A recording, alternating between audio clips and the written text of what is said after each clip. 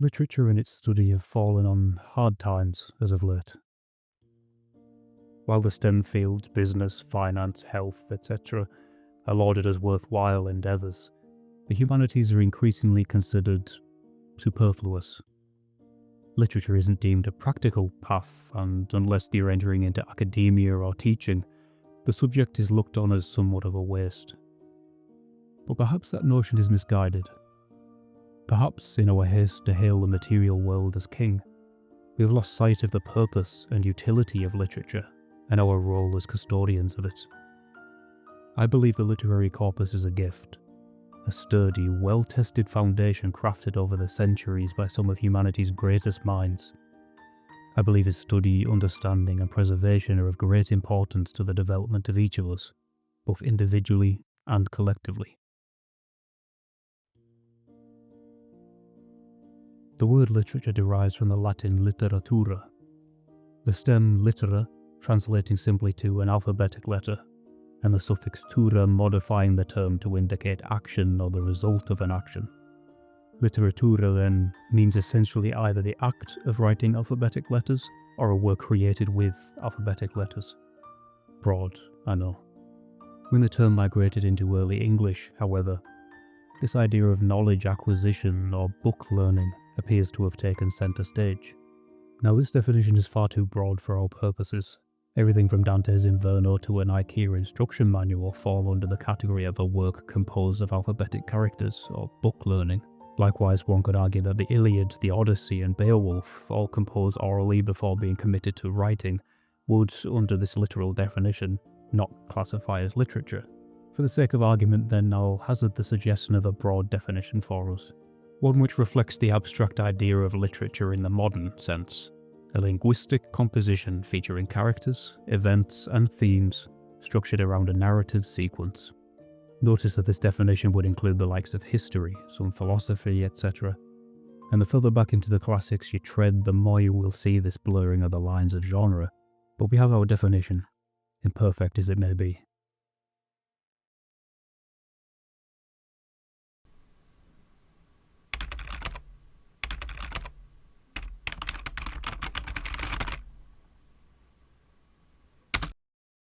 Mammals are a particularly troublesome group when it comes to development.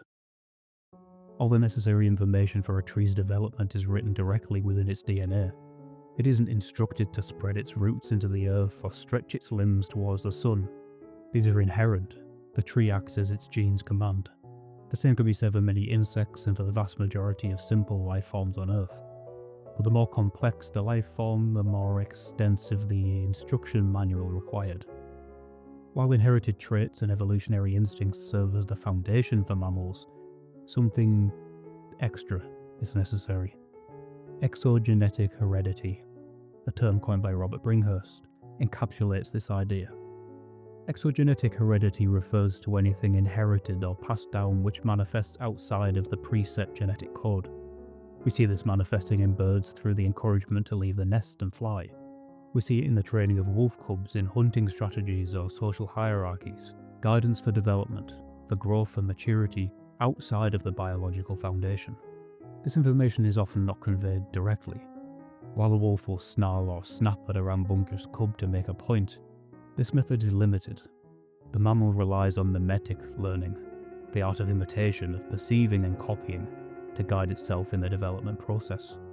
The elder embodies an ideal for the young to strive towards, demonstrating through example how to act in order to share generations of trial and error without the need for tedious instruction. Being the most complex species, it's only fitting that humans require the most exogenetic instruction. With our unique secret weapon, language, we're able to convey instruction more directly. However, this is rarely as effective. Despite our evolutionary advancements, our minds are still optimized for mimetic learning above direct instruction. Think of all the times you struggled to grasp a concept which was being explicitly laid out step by step, compared to the imperceptible adoption of skills via imitation.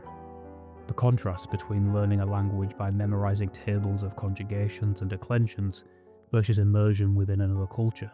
The former is laboured, deliberate, and the result is forced and unnatural. The latter strikes right to the core, achieving a natural fluency and a deeper understanding. Man operates in a very complex world. While the wolf needs to learn hierarchical social structures, hunting and survival, man must learn a great deal more if he is to succeed in these intricate societies we have constructed for ourselves. The power of exogenetic heredity is that it can develop faster than biological evolution. Species can adopt new traits and strategies, sharpening them over centuries, all without the need to await genetic mutation. With the rapidly changing face of human society from hunter-gatherer to agrarian, rural to urban, etc., it was essential that we create tools to instill the correct development processes in our populations. Think of the vast collection of core understandings, of niceties and traditions that we require for a daily conversation, let alone a plan for a meaningful life in our intricate web of social, economic, moral, spiritual, and political forces. No single parent nor local elder has the power to bestow it all. And therein lies man's power. Culture. Culture can be seen as a culmination, a foundation slowly constructed over thousands of years to provide a collective, exogenetic heredity to each and every member of a society. These would have started out simple, bare-boned, but over time each generation makes additions. The wheat is separated from the chaff, condensed into a powerful tool of instruction and unification, to keep a civilization cohesive and to integrate each new generation into this exogenetic path. The narrative, the myth, the fable, the story form the backbone of this process, and I believe literature to be the perfection of that process. Man understands the world through narrative. Narrative is the lens, the condensing force which allows for focused perception. Without a narrative to structure information, to order and place stimuli into some form of comprehensible hierarchy, reality crushes us with the sheer number of things. It's essential, then, that the key to exogenetic heredity and mimetic learning in man is through narrative.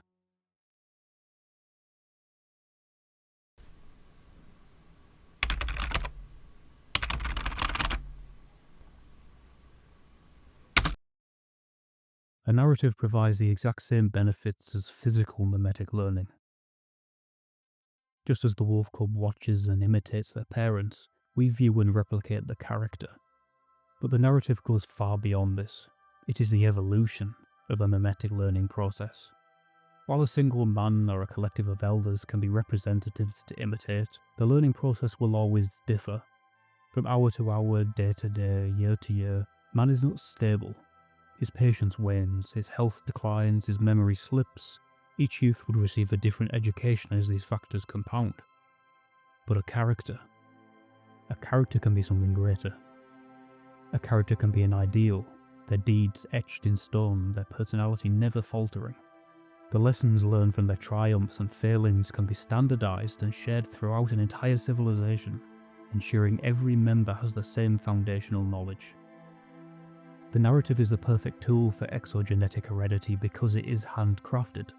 Every step along the narrative path, every scene, every line of dialogue, every character can become vessels for mimetic learning. And when you get ancient stories passed down from generation to generation, accumulating the wisdom of each new teller, then you get something truly special. The Homeric epics, the Epic of Gilgamesh, the Bible, they're so infinitely analyzable because they went through this process. Libraries of information encoded into every line as each generation sharpened and expanded the message. But narratives aren't exclusive to literary mediums. Music, oral poetry, film, television, theatre, video games, etc. can all and have all been used to achieve this cultural education, each having their own unique value.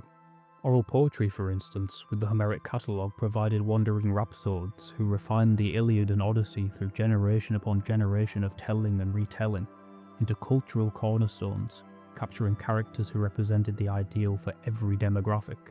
Film, with its combination of visual and audio, can pack paragraphs of meaning into a single frame. Video games offer the extension of player agency, allowing for the added immersion that direct involvement facilitates. In ancient Athens, theatre was employed explicitly to educate the populace and comment upon the city's political happenings, all while creating a sense of community through group immersion and participation. All these mediums have their strengths, but I believe literature stands above the rest. The permanence of the written word, for instance, places it above the oral or theatrical by maintaining a uniformity between tellings. The ability to instantly produce anything your mind can conjure at the cost of a mere sheet of paper and a few drops of ink places it above film, video games and television for sheer economic reasons. But it's more than that. I'd suggest that the lack of explicit visual stimuli forces the reader to enter a specific state of mind. The reader becomes a part of the storytelling process as it works to manifest the author's descriptions. Through this additional labour, each detail, each character, each event, each scrap of meaning is imprinted deeper within the reader's consciousness. Our attachment to these characters and these worlds becomes intimate because we played a part in their final manifestation. This intimacy, I believe, creates the likelihood that we will internalise the exogenetic instruction and adopt the ideals conveyed within them. Literature also has a unique ability to manipulate time and perception. While a film can enter a slow motion sequence or freeze frame to briefly narrate something, it is often seen as cheap and rather unwelcome. Literature, however, ebbs and flows freely. One moment describing every speck of dirt which coats a character's boots, and another encapsulating entire civilizations in a single phrase. Details can be plucked, enlarged, and analysed without breaking audience immersion. Theories and philosophical concepts can serve as the foundation of an entire narrative, like a fairy tale with a conclusive moral, or they can be tossed together to battle it out without the author ever declaring a victor.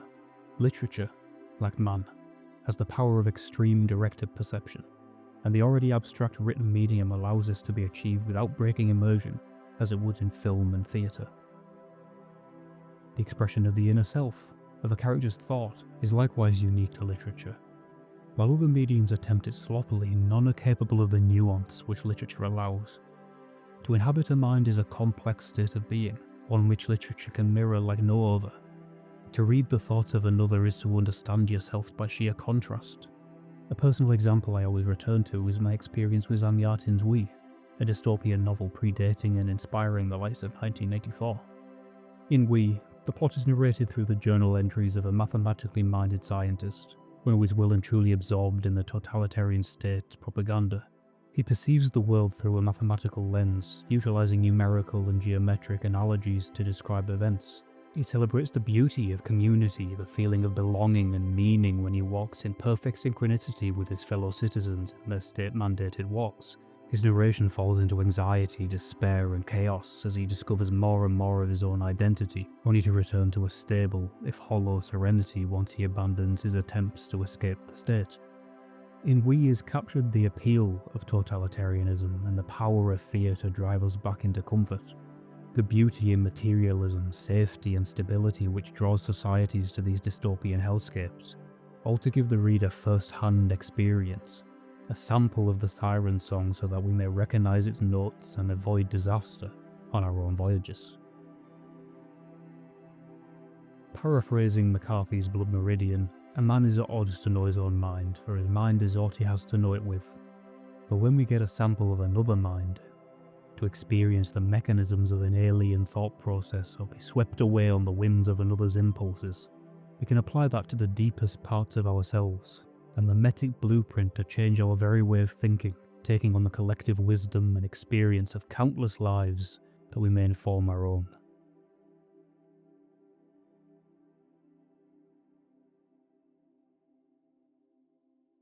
Literature is a truly powerful tool for cultural instruction.